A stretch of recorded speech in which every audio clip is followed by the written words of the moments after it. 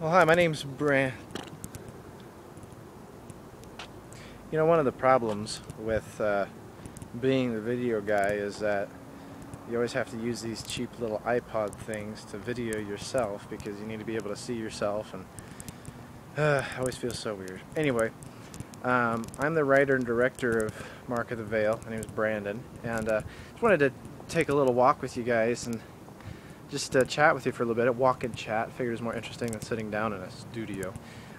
You'll notice I am walking on the church campus here, and kind of what I wanted to touch on is I want to really kind of talk for you just a minute about what Mark of the Veil is. First off, if you don't already know, it's the start of a 4-part film series. So Mark of the Veil is episode 1, so to speak, and basically there's going to be 3 films that follow it, and basically we're following the story of the Antichrist. And the reason why I give that away instead of letting that be something that you find out or whatever is I want to explain a little bit about why I'm doing what I'm doing. So it's a story about the Antichrist. I will say right off the bat, it's probably not eschatologically sound, because I'm not looking to be eschatologically sound. I felt like God gave me a freedom. He said, Brandon, I don't want you to focus on trying to make this any kind of prophecy. This isn't prophecy, this is metaphor.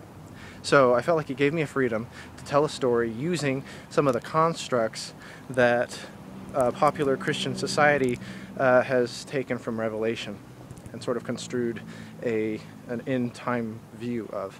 I'm not saying that stuff won't happen. I just don't think we can know. Anyway, so I felt like God gave me a freedom. He said, it's not going to happen anything like anybody thinks anyway, so just make it up. So that's what I'm doing. And basically the notion that God gave me, that I feel He gave me, is what if the Antichrist was just another person like you and me, capable of good and evil and of being redeemed? What if God chose to redeem the Antichrist? And that's what this 4-part film series is going to ask. What if God chose to save the Antichrist? And I feel it's an open-ended question, and I feel the series itself doesn't answer the question, because the series actually doesn't ever say if he's the Antichrist or not. That's not really the point. But the point is, when does someone become irredeemable? And the question is, do we ever become worthy of being something?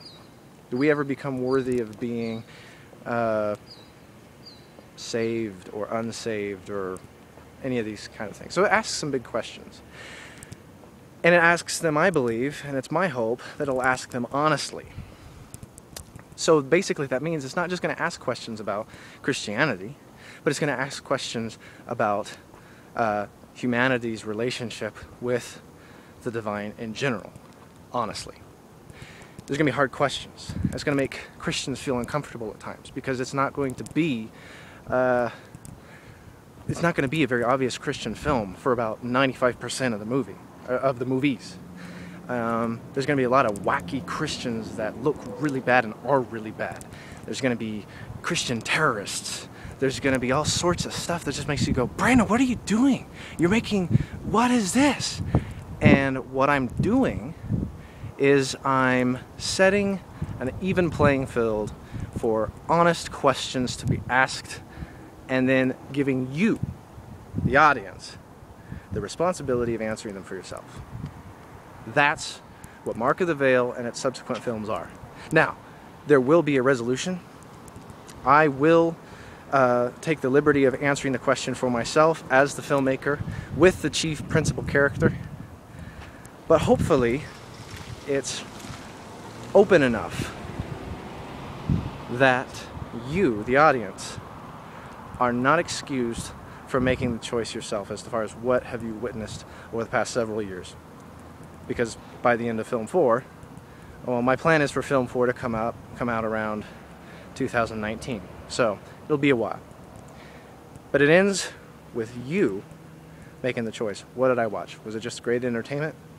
Was it something more? Is it just more Christian crap? That'll be up for you to decide. But the thing I'm not going to do, and I can promise you this, whether you're an atheist, whether you're agnostic, whether you're Christian, whether you're Buddhist, whether you're whatever, is I will be emotionally honest to each and every character. This is not a sermon. This is not preaching to the choir. This is challenging you to question what you believe, no matter who you are. So I'm probably going to get a lot of heat from a lot of different people about it. And I'm trying to figure out what is my audience? Who is my audience? Because I'm not going for the people who watch Left Behind. But I do believe that Jesus is the way, the truth, and the life, and I have no intention of downplaying that. So my balance, or my audience in that balance, might be small. But this is what I'm doing. And I'd love for you to check it out.